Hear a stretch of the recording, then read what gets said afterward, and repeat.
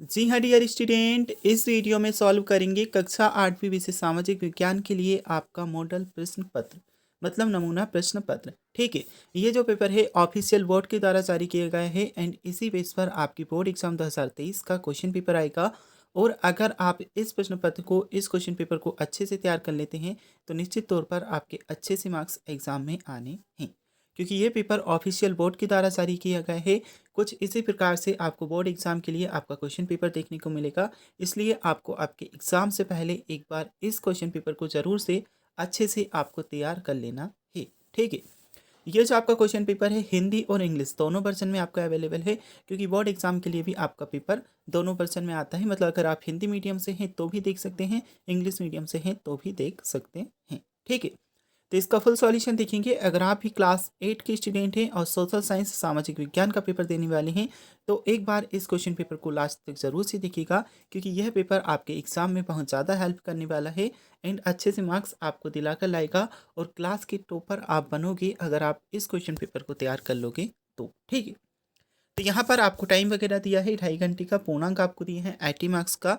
सबसे पहले आपका सेक्शन ए मतलब वस्तुनिष्ठ प्रश्न आ जाते हैं, मल्टीपल चॉइस क्वेश्चंस। ओके, तो जैसे कि देख सकते हैं प्रश्न क्रमांक 1 है, नीचे दिए गए प्रश्नों में से सही विकल्प का चयन करें। Choose the correct option in the following question. इतिहासकारों ने अंग्रेजी शासन द्वारा तैयार रिकॉर्ड का प्रयोग किया। ठीक है, वाद विवाद हेतु, इतिहास के अध्ययन हेतु, टिप्पणी हेतु, प्रतिवेदन तैयार करने हेतु। तो आंसर में आपको सिंपल से लगा लेना है इतिहास के अध्ययन हेतु। और अगर आप इंग्लिश मीडियम से हैं तो देख सकते हैं ये दिया है आपको, historians used records prepare by British four. Okay, तो इसमें आपको क्या लगाना है, स्टडी ऑफ हिस्ट्री। अगर आप इंग्लिश मीडियम से हैं तो भी आप ये लगाएंगे और हिंदी मीडियम से हैं तो ऑप्शन बी इतिहास की अध्ययन हेतु। ठीक है, क्योंकि ये जो पेपर है दोनों वर्जन में है, हिंदी में भी आपको क्वेश्चन दिए हैं, इंग्लिश में भी दिए हैं। अब हम देखते हैं आपका सेकेंड क्वेश्चन आ जाता है, हुरडा सम्मेलन की अध्यक्षता की महाराणा जगत सिंह सेकंड ने, सवाई जय सिंह ने, महाराणा अभय सिंह ने या फिर राजा दुर्योधन सिंह ने।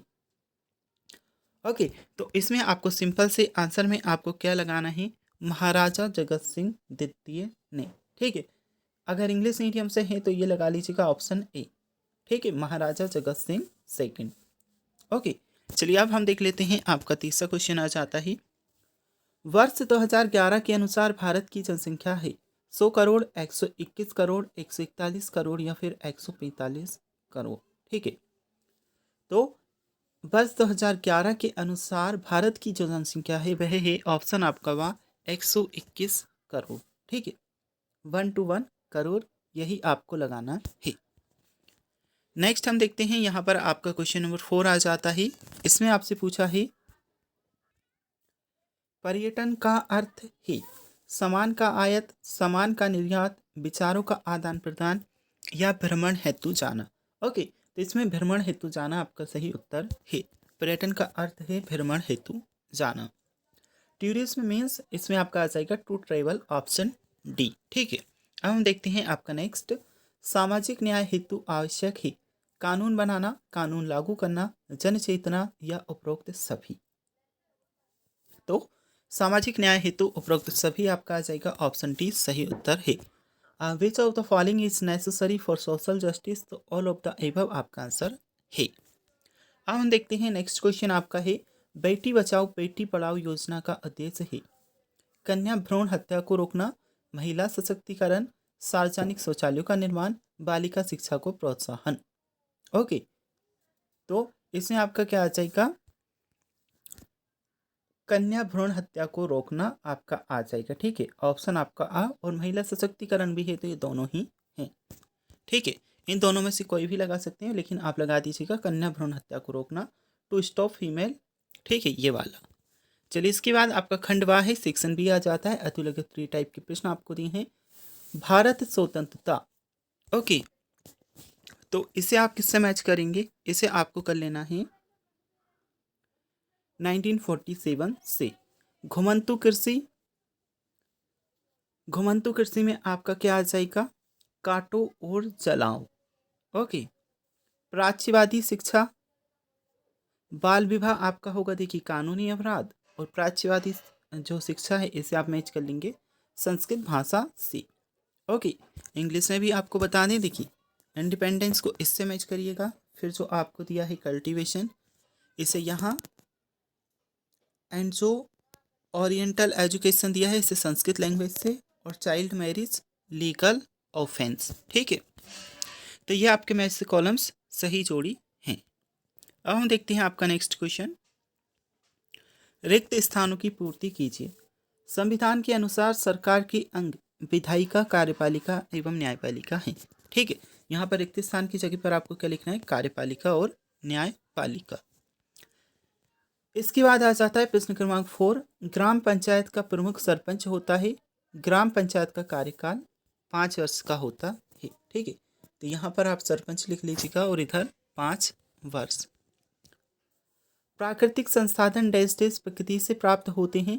कोयला प्राकृतिक संसाधन है, तो यहाँ आपका ऐसे क्या प्राकृतिक, और इस रिक्त स्थान में आपको लिखना है कोयला।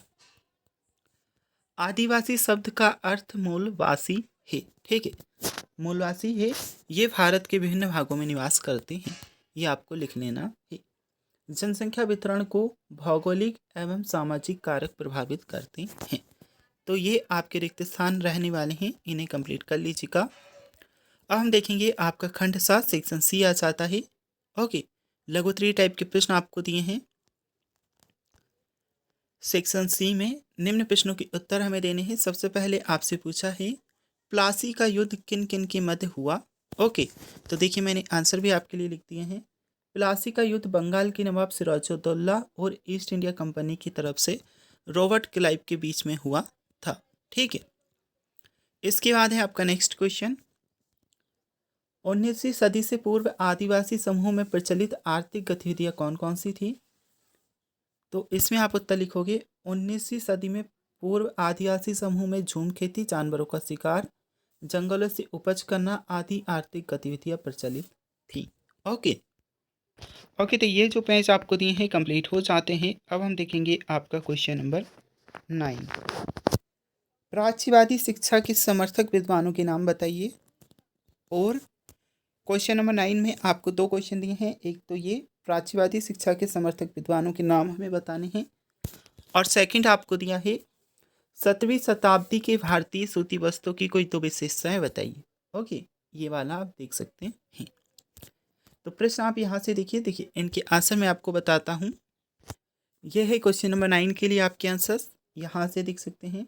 विलियम जॉन्स, हेनरी थॉमस, कॉलबुक तथा नथानियल हाल हेड, ये आपके आंसर्स हैं। और इसके बाद जो सेकंड आपको दिया है इसके लिए उत्तर आप देख सकते हैं। भारतीय सूती वस्त्र उम्दा क्वालिटी तथा शानदार कारीगर का नमूना थे। ओके, तो ये दोनों उत्तर आपको क्वेश्चन नंबर 9 के लिए हैं।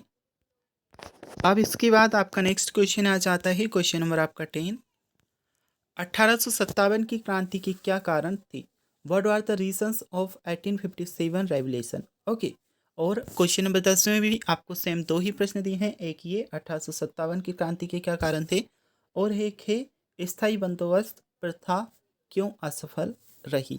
ओके, ये देख सकते हैं क्वेश्चन नंबर 10 में जो आपको पहला प्रश्न दिया है इसके लिए आपका आंसर 1857 का विद्रोह ब्रिटिश ईस्ट इंडिया कंपनी के अन्यायपूर्ण शासन के खिलाफ भारत में एक शक्तिशाली विद्रोह था। 1857 का विद्रोह मुख्यतः उत्तरी और मध्य भारत तक ही सीमित था। वर्षों से भारत में ब्रिटिश ईस्ट इंडिया कंपनी की विस्तारवादी नीतियों, प्रशासनिक नवाचारों और आर्थिक शोषण के परिणाम स्वरूप भारत के लोगों में असंतोष पैदा हुआ।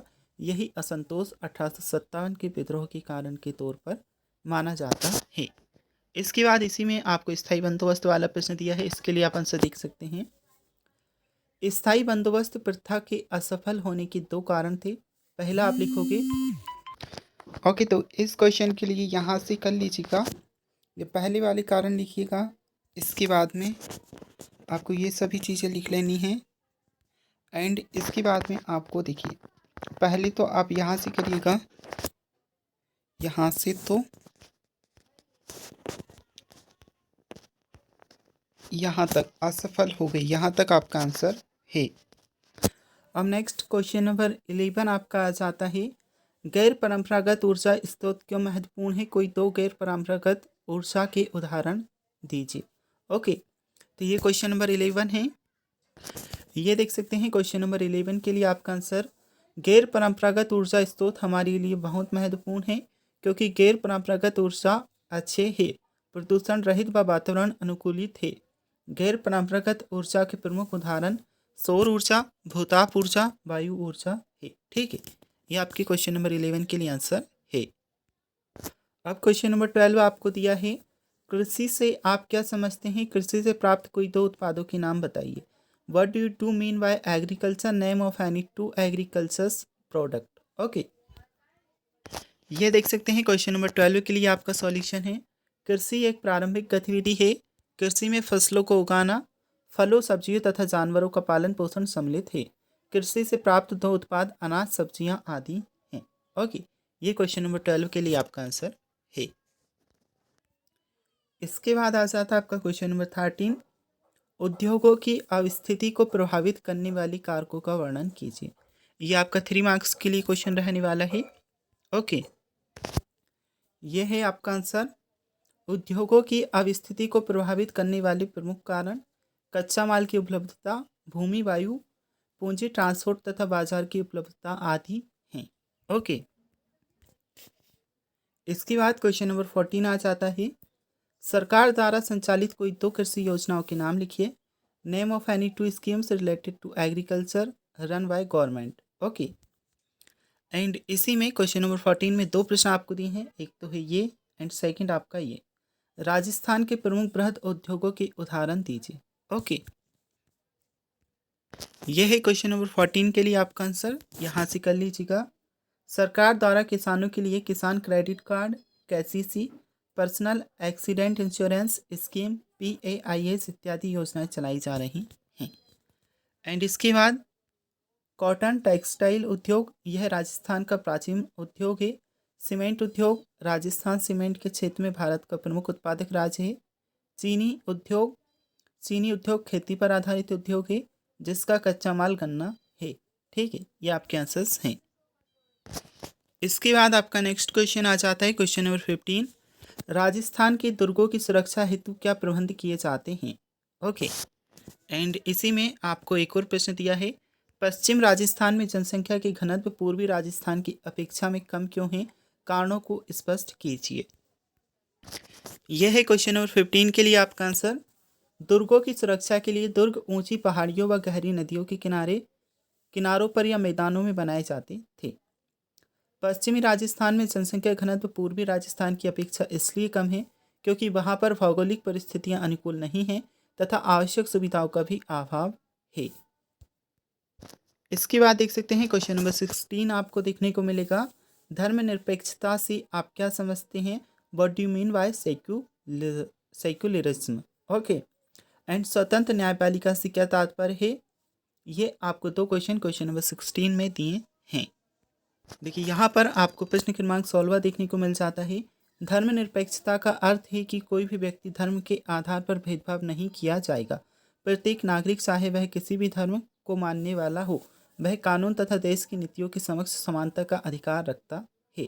ओके, एंड इसी में जो आपको एक और प्रश्न दिया इसके लिए उत्तर देख सकते हैं, स्वतंत्र न्यायपालिका से यह तात्पर्य है कि सरकार की अन्य कार्यपालिकाओं तथा व्यवस्थापिका न्यायपालिका के क्षेत्र में किसी भी प्रकार का हस्तक्षेप नहीं करेंगे।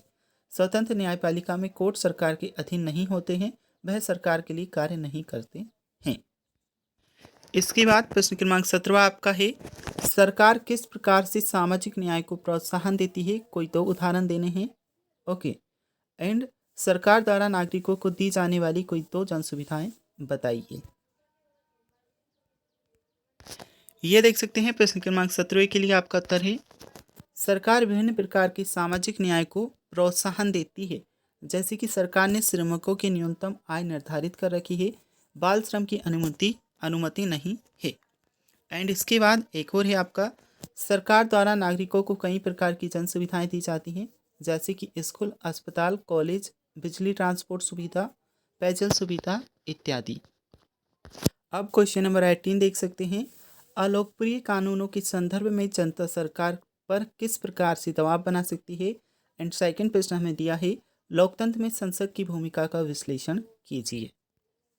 ये देख सकते हैं प्रश्न क्रमांक 18 के लिए आपका उत्तर है जनता सरकार द्वारा बनाए गए अलोकप्रिय कानूनों को स्वीकार करने में अपनी अनिता को प्रकट कर सकती है जब बहुत सारे लोग यह मानने लगते हैं कि सरकार ने एक ऐसी अलोकप्रिय कानून को पारित कर दिया है तब संसद पर अलोकप्रिय कानूनों को बदलने का दबाव बनने लगता है। फिर एक और प्रश्न आपका है, इसके लिए उत्तर देख सकते हैं संसद किसी भी देश में कानून बनाने की अंतिम शक्ति रखती है। यह प्रचलित कानूनों को बदल सकती है या उन्हें समाप्त कर उनके स्थान पर नए कानून बना सकती है। ओके। संसद सरकार चलाने वाले नेताओं पर नियंत्रण रखती है तथा धन के सभी मुद्दे भी संसद द्वारा नियंत्रित किए जाते हैं। इसके बाद क्वेश्चन नंबर 19 आपको दिया है राजस्थान के मानचित्र में निम्न जिलों को भरिए कोटा, डूंगरपुर और सीकर। ओके, ये राजस्थान का मानचित्र दिया है, इसे देख लीजिएगा।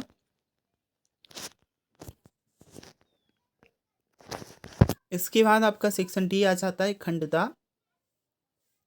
आउबा विद्रोह का वर्णन अपने शब्दों में करना है। अथवा में एक प्रश्न है 1857 की क्रांति के असफलता के कारणों का वर्णन करना है। ठीक है, ये क्वेश्चन आपका 6 मार्क्स के लिए है। ये देख सकते हैं प्रश्न क्रमांक 20 के लिए आपका उत्तर है राजपुताने की कुछ सामंतों ने आउवा में ठाकुर कुशाल सिंह के नेतृत्व को मान्यता देकर अपना आक्रोश प्रकट किया। विद्रोही भीड़ को हर जगह स्थानीय किसानों, हिंदू मुस्लिम दोनों समुदाय के आम लोगों का समर्थन प्राप्त था, लेकिन भारतीय शासकों ने अंग्रेज का समर्थन किया। वे अंग्रेजों के प्रति वफादार थे और उन्हें पूर्ण सैन्य समर्थन देते थे। 1857 की क्रांति सफल नहीं हुई क्योंकि जैसे ही विद्रोही दिल्ली की ओर, ये आपके सेकंड जो आपको क्वेश्चन नंबर 20 में दूसरा प्रश्न दिया है, इसके लिए उत्तर है। ओके, 1857 की क्रांति से लेकर तो आपको कर लेना है यहाँ तक सफल रहे। इसके बाद आपको 21वां प्रश्न दिया है अपराध की जांच करने से पुलिस की भूमिका का वर्णन कीजिए। Describe the role of police in crime investigation. न्याय प्रणाली में निष्पक्ष सुनवाई से आप क्या समझते हैं? ये प्रश्न आपको दिए हैं। ये देख सकते हैं प्रश्न क्रमांक 21 में जो आपको प्रश्न दिए हैं, इसके लिए उत्तर जब पुलिस प्राथमिकी प्राप्त करती है, यहाँ से लेकर तो कर लीजिएगा आप ये यहाँ तक दायर करता है। फिर आपको अथवा में एक प्रश्न दिया है, इसके लिए उत्तर देख लीजिए। ये यहाँ से जो आपको क्वेश्चन नंबर 21 के अथवा में प्रश्न दिया है, इसका उत्तर करिएगा। ठीक है, निष्पक्ष सुनवाई हर आरोपी व्यक्ति का मौलिक मानवाधिकार है। यहाँ से लेकर तो आपको कर लेना है सुनिश्चित किया जाए। इसके बाद क्वेश्चन नंबर 22 आ जाता है मृदा संरक्षण के उपाय बताइए। Explain the measures soil conservation. वनों से क्या लाभ है, विस्तार पूर्वक समझाइए। ओके, ये देख सकते हैं प्रश्न क्रमांक 22 के लिए आपका उत्तर है मृदा संरक्षण के कुछ तरीके नीचे सूचीबद्ध हैं। पहले वाला पॉइंट लिख लीजिएगा, फिर सेकंड, ठीक है, एंड इसके बाद तीसरा। अब आपको जो क्वेश्चन नंबर 22 के अथवा में प्रश्न दिया, इसका उत्तर देख सकते हैं। ध्वनि प्रदूषण वाले ये पॉइंट आपको लिख लेने हैं, पहला, दूसरा, तीसरा, चौथा, पाँचवा और छठा। ये 6 पॉइंट आपको लिख लेने हैं 22वें प्रश्न के अथवा वाले क्वेश्चन के आंसर में। अब देखिए आपका लास्ट क्वेश्चन आ जाता है क्वेश्चन नंबर 23। जन राष्ट्रवाद से आप क्या समझते हैं, विस्तार पूर्वक समझाइए। एंड भारत के स्वतंत्रता संग्राम में महात्मा गांधी की भूमिका की विवेचना कीजिए। ओके, तो आपको प्रश्न क्रमांक 1 से लेकर 22 तक सभी प्रश्नों के आंसर बताए हैं। ओनली ऑन क्वेश्चन नंबर 23 बचा है। अगर आपको इसका भी आंसर चाहिए, साथ में ये पीडीएफ्स वगैरह आप डाउनलोड करना चाहते हैं, तो इसके लिए आप व्हाट्सएप ग्रुप ज्वाइन कर लीजिएगा। व्हाट्सएप ग्रुप का लिंक मिलेगा आपको डिस्क्रिप्शन बॉक्स में। वहाँ पर आपको ये सभी पीडीएफ्स वगैरह और आपके एग्जाम के लिए इंपॉर्टेंट मटेरियल आपको अवेलेबल कराया जाता है। ओके, तो लिंक आपको डिस्क्रिप्शन बॉक्स में मिल जाएगा, जाकर ज्वाइन कर लीजिएगा। एंड और भी सब्जेक्ट के लिए आपके लिए वीडियोस अपलोड की हैं, उन वीडियोस को भी जाकर देख सकते हैं। चैनल पर आपको वीडियोस मिल जाएंगी।